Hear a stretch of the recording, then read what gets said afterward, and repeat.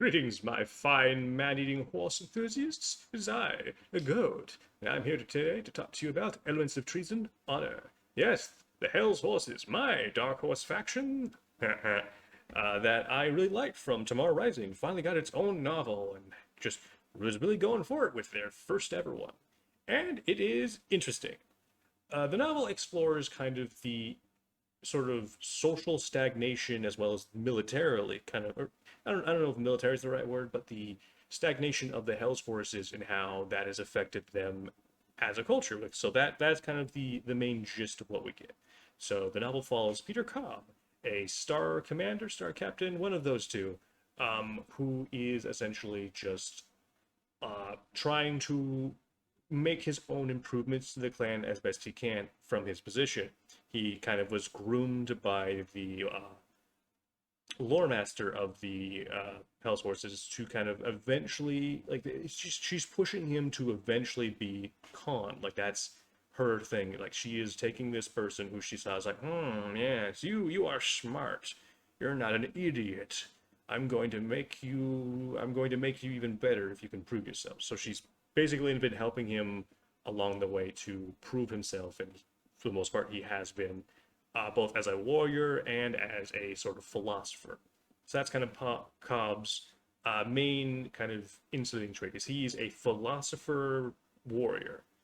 Um, and he's going about talking about he's criticizing both the leadership and how they had done things in the past, how they got pressed into an alliance with Marie Hazen, and how that sort of shadow of Hazen's brutality and the trauma of like her taking something that they made and them being forced into her gambits, her monstrosity, kind of looming over the clan, as well as their inability to really make any pushes culturally or militarily in the past such and such years, right? Because they are still just the more literal classical clan. They are just in their enclaves. They haven't really integrated at all with any of their planets. There's no like communication between it. It's just you are our basically our serfs. You go over there and do your thing. We're in our enclaves and we're doing it. So they haven't even taken advantage of like integrating into the culture of the worlds they have or like anything. And so like the horses just have stagnated. They have not really had a driving goal or idea that has just made them go for it. And that's kind of the main thing Peter and a lot of the various factions are kind of vying for who or what that goal is. You have Armut, the current Khan at the time through most of the novel, who is sort of a politicker in a clan that doesn't really care for politics and is kind of slow to react, a little stereotypical. He's just full of buster and boister, and just kind of stalls up a lot of other things because he's constantly infighting with Learson about like just how they run the clan. So those two, the Psychon and the Khan, are just at each other's throats, and so that in turn spreads out into the actual warriors and whatnot and cast members that support those two. And then Peter is over here talking about how both of them have been having problems and thus slowly over the course of the novel kind of amasses his own faction within the horses. It's still very small and like not really a huge thing, but it will grow over time. That's kind of the prevailing thing with this novel. It is establishing a lot of material when there was not any. Craig A. Reed does a good job at that. I definitely want to stress that he does a good job at giving the horses a lot. It's still they still need a lot more, but there is now material you can work with. There's now some meat on the plate of the horses proverbial like bottom. So they have that now. And there's a lot of like just giving words to places, people to faces kind of situation. The novel suffers in its other aspects though. It gives you a lot, and then its central pillar kind of is where all the novel falters. as the novel's main character, Peter Cobb, is kind of just the generic I am a clan warrior, I am very good, and I am very confident, and I win pretty much everything I go for because I have knowledge of how I do, or just I eventually gain the upper hand. And that can work in some cases, but Peter doesn't really have any of the charisma or just something going on to really get you into his character. He's just kind of like, oh yeah, I'm a warrior poet. I have these things. And they say he's a radical. They say he has some more radical ideas, but I guess in a clan that's more very traditionalist, um, any real change would be considered radical in that case. But I wish we got to see a little bit more. Like the closest thing we get to him having some really big radical ideas is how to do trials of possession when it comes to filling in ranks, where he would have two systems of in between trials to determine who would get to lead for star captain or for moving up when you have a proper leader position for like a star commander. Because the idea is they may be the better individual warrior, but they might not be the best leader. And so taking from various historical things and reading their founders like actual journal entries that have been unedited, because the past people had edited their things to sit there to fit their views at the time. He got this idea to try and like make some improvements and whatnot. And from there, he thought up this trial that he's kind of it's an idea he's still working out and does do some tests in the actual novel. And there is an interesting idea there in how to improve trials of possessions for greater leadership positions, where it's not just whoever is the most badass warrior individually, but who is both the best warrior and the best commander. So there are really good ideas that Peter puts out there, but Peter himself is just a flat piece of wood, I think is how I put it, amongst a bunch of really nice trees. He's carved out and created us into a block, but he's not really defined beyond that. We get a little bit going on with him where he has a streak of like just being, I guess, an alcoholic, but it never really comes up. And you get a little bit towards the end of the novel with like some slight delusions that might have come from that. But largely, he just outside of that one chapter, he gets over it pretty instantly. And that's kind of the central problem. Is Cobb is not a gripping character. He's not a bad character. He serves the plot, and that's about what he does. Is he is the character who like can be used to make the horses change and just always has the answer for it. Kind of it made me want I really wish Peter like wasn't as confident what he was, but like he would still say something that would cause change. Like he would make a general assumption, and then others would then grow on to that, and in turn use his him finding something to then expound upon, and that would kind of be like an extension of what he needed to do, where it's like his influence is expanding because he has this rising star, Ristar ideas that threaten the kind of established powers and whatnot. And that's kind of the main bit of annoyance is like everything around Peter is very interesting or is expanded to a degree to where you can kind of get a better idea. Not a whole lot, like especially the material with the cons. If you read Tomorrow Rising, you pretty much know everything going on there. There's nothing really to add besides with Learison's Psychon that he gets at the end of the novel, because he eventually becomes Khan, as what has had happened in Tomorrow Rising, kind of being more like amenable to Cobb's ideas, meaning that there could be like the leadership is starting to take his ideas more seriously and the idea of improving. That's kind of like where it leaves you at, sort of. It kind of just goes to a point and then drops off, and that's one of the main troubles with the novel is it's just it really doesn't feel like there was enough material here that really could push the horses really far. It feels like either you got cut a little short or things needed to be shuffled around a bit, or maybe starting further in, and then moving a little more past where it drops off. As like you get a lot here, you get a lot, and I don't want to understate what the author is trying to do because they're having to deal with not a whole lot of material. They're having to make up a whole lot of things.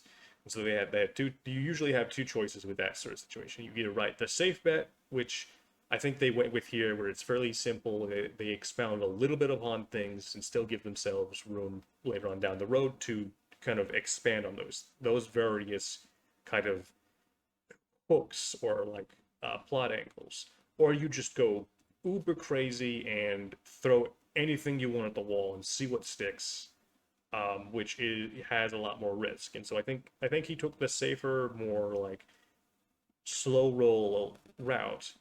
And you can see how he intended a whole lot of this. Like when I looked around after finishing the novel to try and get a feel for what everyone else was thinking, because one, you have to dig to try and find stuff. Sometimes with Battletech novels, I found Craig A. Reed's kind of blog post, and I saw uh, what he was really feeling about when it came to writing the novel, and a lot of his points make sense from what I read, because his character who he really was interested in kind of expounding upon was Raven Watcher, the lore master. She is kind of the main person kind of pushing Cobb behind the scenes. She essentially is his sponsor and has been putting him in situations to groom him for leadership and make him the Khan in however many years, or eventually just to be a thing to challenge the status quo. Because she's seeing the stagnation and she's deliberately trying to fix it. She's trying to get to that point.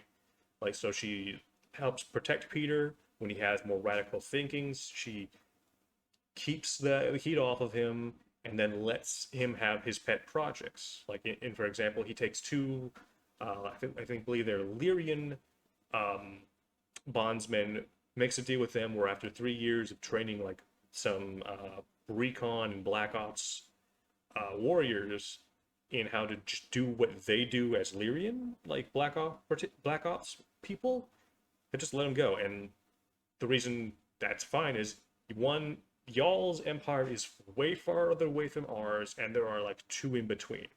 So the idea is like, oh hey, there is a buffer, and whatever you learn is not really going to be a massive problem because we aren't directly in conflict yet.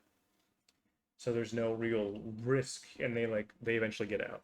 And those two characters serve an interesting purpose, and there's fun there with like, okay, you have this small unit directly under Cobb and the lore master that is just being used, and they use it interestingly throughout the novel. Like, they are gathering information, they find stuff that like would have been useful, and then if they had a larger unit, they could have just done a whole bunch of stuff. So it's kind of just Peter trying to make a more cohesive and advanced version of the Watch, because most of the actual Watch is strung up in internal politicking and can't really gain a lot of outside information because the clan has been so factionalized internally between the two clans. And that kind of just, it's interesting, but it's not like, not a huge focus. Like, you get it established, you get a little bit of interesting back and forth between the characters and the dynamic going on, and it's just like it's there. It's there, and people can play with it now, and then we move on to this other element, and people can play with that. So that's kind of what I think Craig's intentions with the novel were. It was to just give a whole lot of a bunch of toys to put in the toy box that was kind of empty, because the Hell's Horses just haven't had much. They are basically like a joke in the sense of like, hey, no, you do nothing really going on here. You can be pressed into anything, and just you haven't been steamrolled by anyone else just yet because of whatever reason. So it's giving them material to work with that both fans and other writers can work with down the road, I think. And that again, that should be commended. But Again, in terms of being an actual novel, that's where the Cobb problem comes up again. Because Cobb is just he's very boring. He doesn't really do much. And as your central pillar, it makes it a bit of a harder read. And then you feel a sense of relief whenever it switches to like anyone else's perspective or anyone character is driving the main plot of that scene. And so like you always are more interested in what anyone else is going on, and it sucks because I really liked the Hell's Horses. I really liked what was said in Tomorrow Rising, and outside of like just establishing a lot of minor elements and um, just a little more like on the ground actions, like when they leave Terra, like the situation and like tensions that what it was. Uh, that's about it. It's very, very minor expansion on that material compared to say like other novels that have done that, like Dominion Divided and the novel that focused on the Federated Sons. I'm forgetting the name of it right now, but that novel gave those events and then expanded upon them in a way where it's like you knew generally where things were going, but like the meat in between the buns of like the plot line still made it feel enjoyable and you kind of got into it. Here it's just there's not enough meat. It's a very lean thing between the two buns, and it stinks because I really like the horses and I really wanted to like this novel because I like them. I like an underdog, I guess, or just I like flaming fire horse people. But the novel just struggled.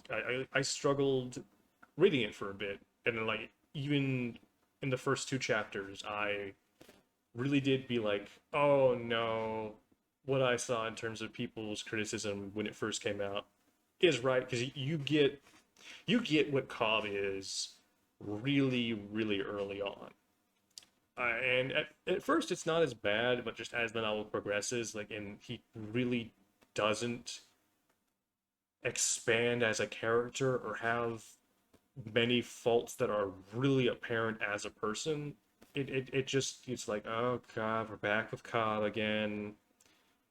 And oh, okay, cool. We're with the cons. We're getting a little internal bit there. Here, oh, with another guy in the assault on the Jade Falcon home world. Okay, cool. That's interesting. We're getting some sight in there. But he really doesn't make an impression. And that, I think, is just the biggest problem. Is Cobb is just, he's either too good at the, like, philosophizing, and then he just never really loses.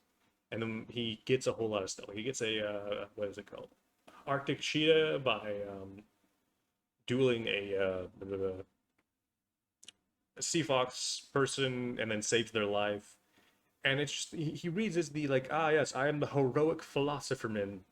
I'm always kind of good, and it just reads like the worst kind of characterization you can with these kind of stories. Like he has no edge. He's very soft and easy, and that's really boring.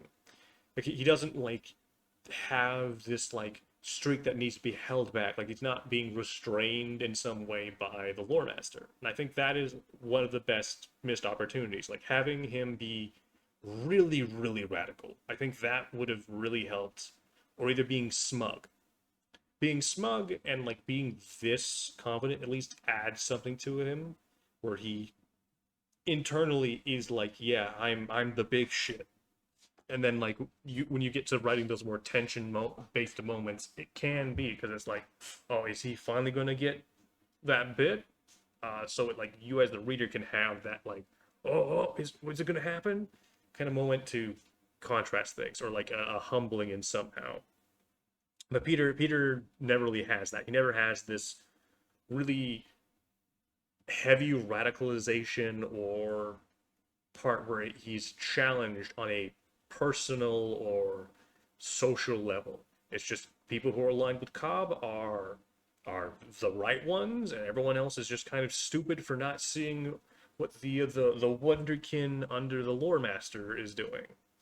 And I really wish there was more back and forth because there's something interesting to be said between having say, lyrics in towards the end of the novel, start to see some of Cobb's ideas and maybe be interested in implementing them, but also still like being wary of him.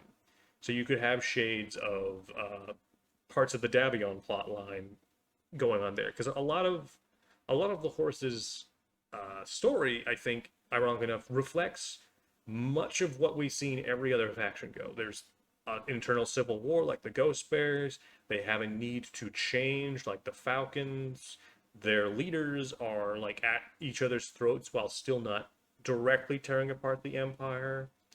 Um, and then the Davions. So there's a lot that can be paralleled with many other factions, but it never really coalesces into using that to maybe make some sort of statement to push the horses into going in this direction. It just kind of presents this material, and then we are left to stew and make our own. Again, that's not a bad thing in terms of like presenting material and trying to have it engage with the audience to make them think on something. But the way this is, it just feels like it ends, and we never really get a big like codifying statement going forward outside of Cobb will probably become a Khan at some point, or him and Lierison, or Lyceria. No, I'm going with Lierison because that's what I think how the video I watched pronounced it. Um, are intending for like what the clan is. It leaves it on a hopeful note that at least be what it is. It leaves on a hopeful note that they're not going to fall into kind of the worst habits, because they're the people who are following Maven's sort of like interpretation of the Mongol doctrine are kind of still around. There is a contingent that is not small in the horses, and like that's the big thing at the very end, and that I think represents the most danger internally going forward. Not Larison and like maybe him being too steadfast, not Cobb's radical going in, but that element of the cruel evilness that was Haven still like somehow malignantly rendering inside the horses. Like that is an element that I want to see explored in how they deal with that. Because Cobb is like, no, I'm not doing that instantly. So when they elect the new Khan, it's like, I'm just going to stand over here and sit with the person who is not an insane idiot, um, who wants to murder entire planets by dropping spaceships on them for no apparent reason. Um, and that is interesting. It has this bit that is interesting that you really want to see explored more, and it leaves it be.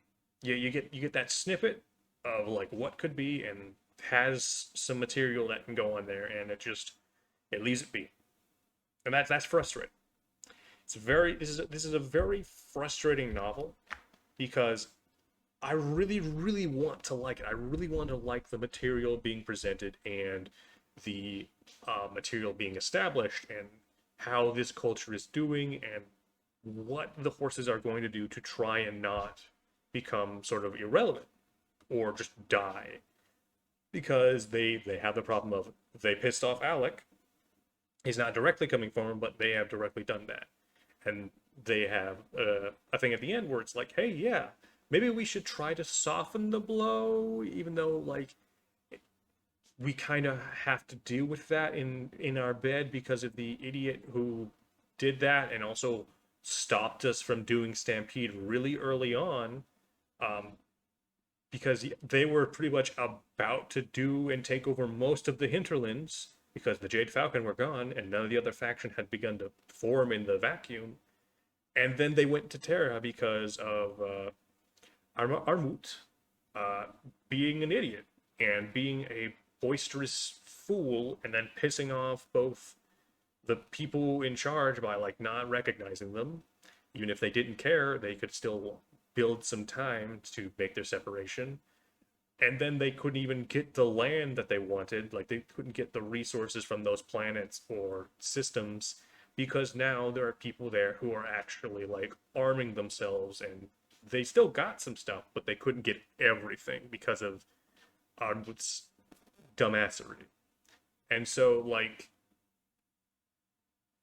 I forget where I was on at moment, but yeah, just there was a lot of material that I like. I really like in here, but then you go back to Cobb, and Cobb is just so boring, and it hurts the other material, and that sucks because I really want to like this because I like the horses, and I want to see them be expanded upon more.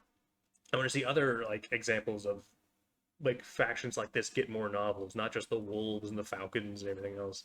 Like I know back when the novel first came out, me and another guy were like, "Yeah, hype," and then another person was like, "When's the Scorpion Empire?" And I'm like, "Yeah, the Scorpion should get something too." So I want to see more faction like this done right because I don't think the Scorpions have a novel or anything.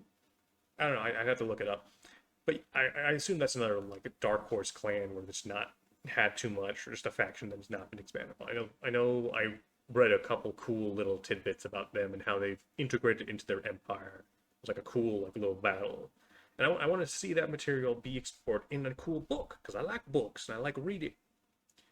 But this novel is frustrating because you can see every little bit that like can be explored that is very interesting, or if it was like done in a different way or like presented in a slightly different way, that like it could have been just either good or like just interesting enough to get through the novel much faster and be less of a frustrating read.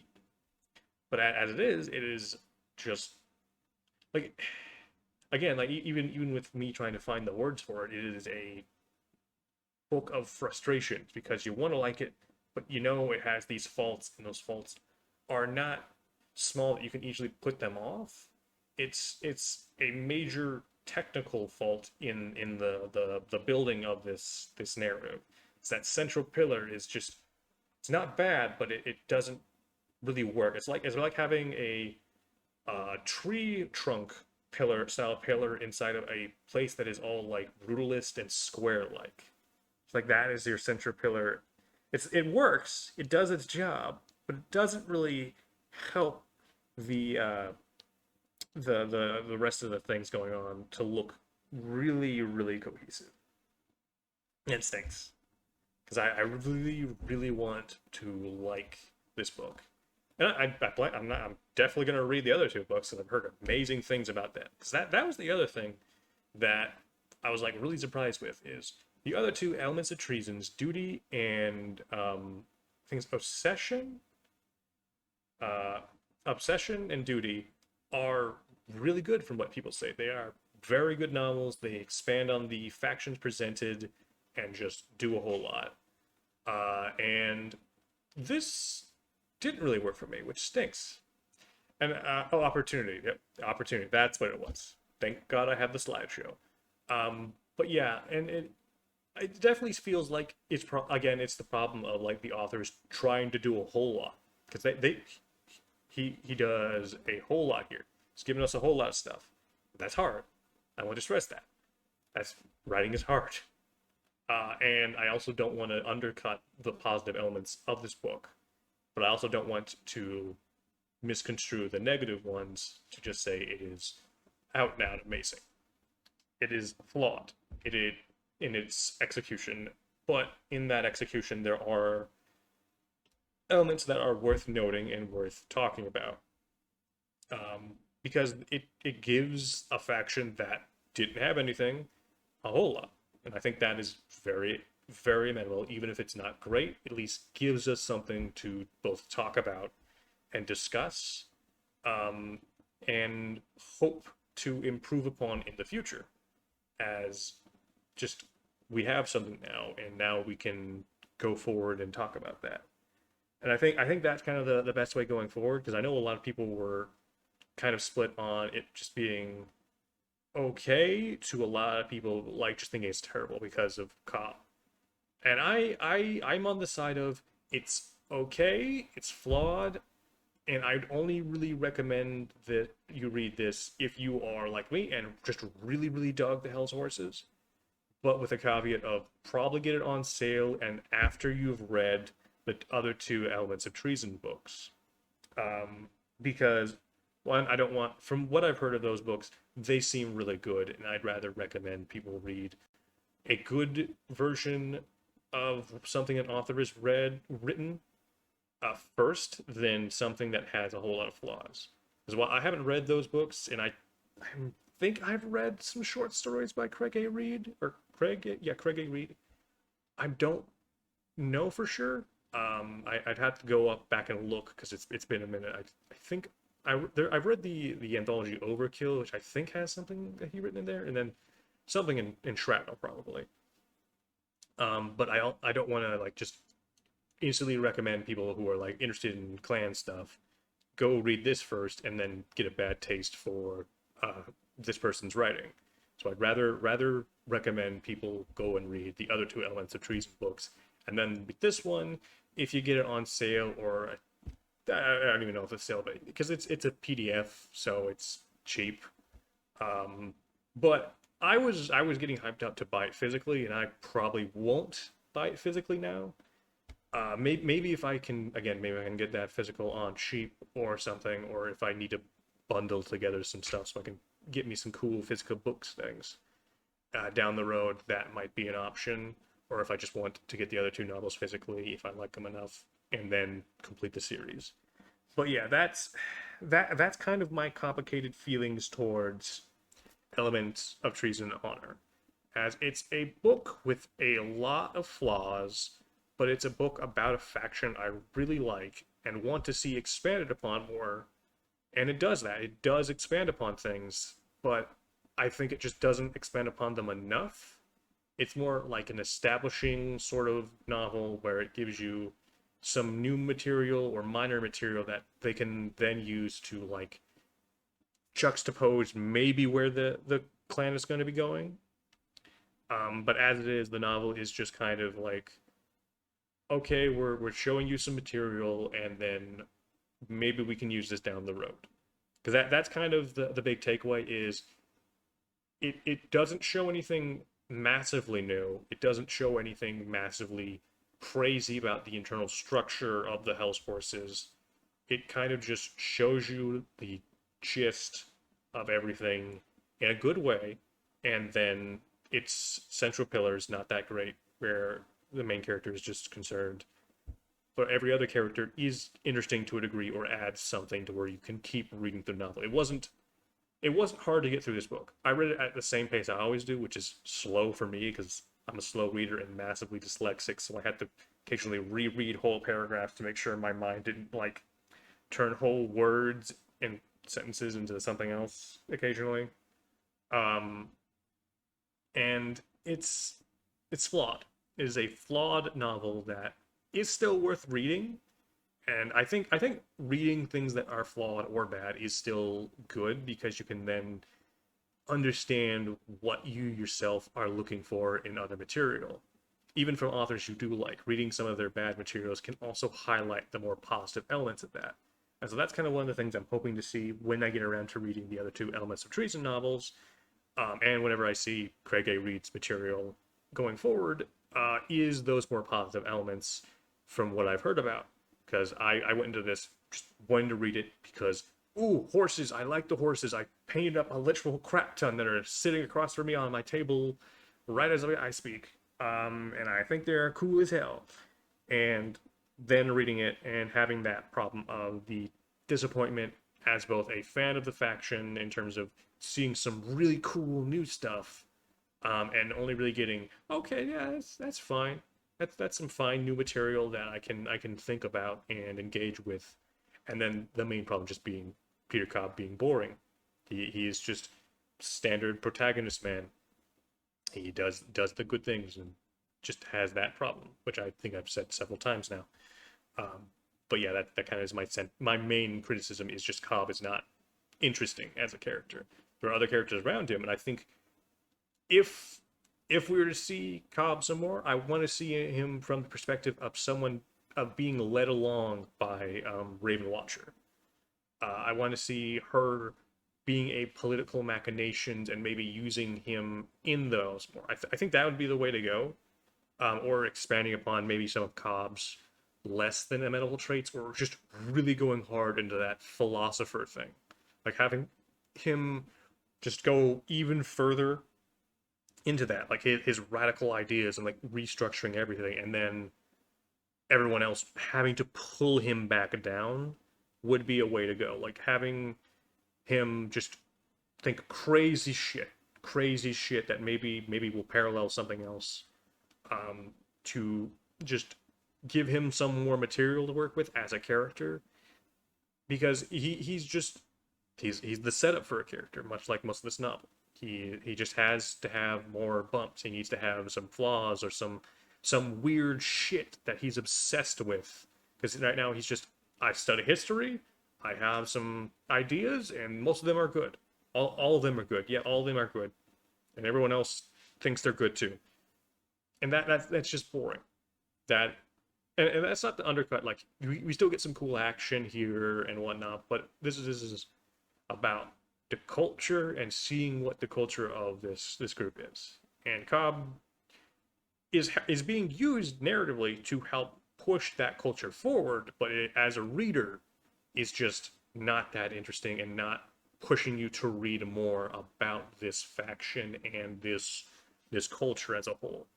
Everything else works to that and helps you get generally slightly intrigued, but just that other element doesn't work for that. I hope I engage. I hope I spoke to the novel as best it could and did so in a way that I hope is fair both to you as people wanting to know whether or not this book is worth a read or the material discussed within, and also to the author. Just hey, Brian Young saw one of my videos, so this guy might. So I hope I'm doing right by your novel and not engaging in bad faith or somehow. Because I like Battletech, and I generally don't like being a downer, but I also want to discuss things as they are because there's merit in both discussion of material that is not amazing, because that can then be used to improve upon or whatever. Just again, a good faith discussion is what I'm putting out to my head, because I want to see people talk about these things or what they thought about the novel and whatnot, as just a person who was like, oh, I like books. I want to make people read books because I live in Georgia and we do not read books here. People don't read, and I hate that. We need to read more. So this is kind of my way of saying, read books, do it, read the fiction. Yes, yes, read it and make your brain expand till you have a giant cranium. That kind of way. But yeah, I just wanted to speak on the novel because one, I kind of in one of the few people. There's only a handful of people who talk very specifically about the books, and so I think it's worth discussing, even if I don't like being like negative 100%, I guess. Uh, but I still think it's worth discussing that as something worth talking about, I guess. Flippy flopping my words, but yeah. So yeah, I hope you enjoyed this video and just enjoyed the material being discussed, and whether or not it works to either make you feel like you should read this book or whether or not. I'd recommend just finish the other two books beforehand, read this, and just continue on waiting for the next Hell's Horses thing. If you are, like myself, are a fan, hopefully Craig A. Reed can go from here, and if he writes another novel, like I think Elements of Treason is meant to be these three, unless they're planning on doing one for the Mathis Confederation. Because I know they did. There is a separate Jade Falcon novel about I'm forgetting the name of it. They're the Jade Falcon Breakaway. Who's the banker?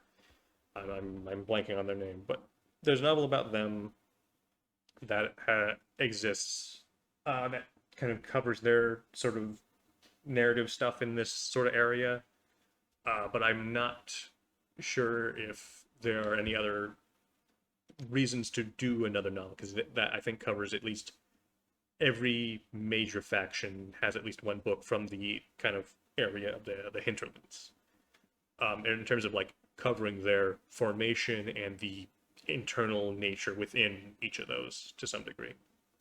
But yeah, hopefully we get more Hell's Horses stuff, either in short story form or another novel soon. I'm fingers crossed for both. I would love a short story collection and another novel, either from Reed or any other author, because I want my fire horses. I want more reasons to paint more Hell's Horses stuff. Literally, even reading the novel, I'm like, I should paint some other galaxies of horses stuff because I have the oh god, I'm forgetting. It's Iota Galaxy. Yeah, I think it's Iota Galaxy, which is the Solomon unit. I think that was what it was with the cool flames, and it's just a stark black paint scheme that you might have seen on my Twatters or whatever. But yeah, that is it's still I still got an interest to explore the faction more from this. I think that is worth saying. But yeah, hopefully we see more from both Reed and the horses soon. Because I want to see more of their stuff, and then I have to read their other two books. So yeah, and I hope you all enjoyed this. Put down what you thought if you've read the novel, and like either if you also have complicated feelings towards it, if you liked it a whole lot, or whether or not you had more harsher opinions on the material presented within. I know I'm fairly mild, I think, in terms of my criticism, because I'm kind of metering in the middle and more explaining my own problems with the novel. But I know other people had harsher opinions or lighter opinions, and I love to hear what you all thought, because that a discussion in good faith is always good because it presents ideas that we can all discuss. And that is always good when it is presented in a way that we all can just have a good little time and talk about our cool thing, even if it's like discussing the flaws in our cool thing. That's still worth discussing, because then it's out there that that the stuff that can be improved further. But yeah, I hope you all have a great one, and I wish you all a good one.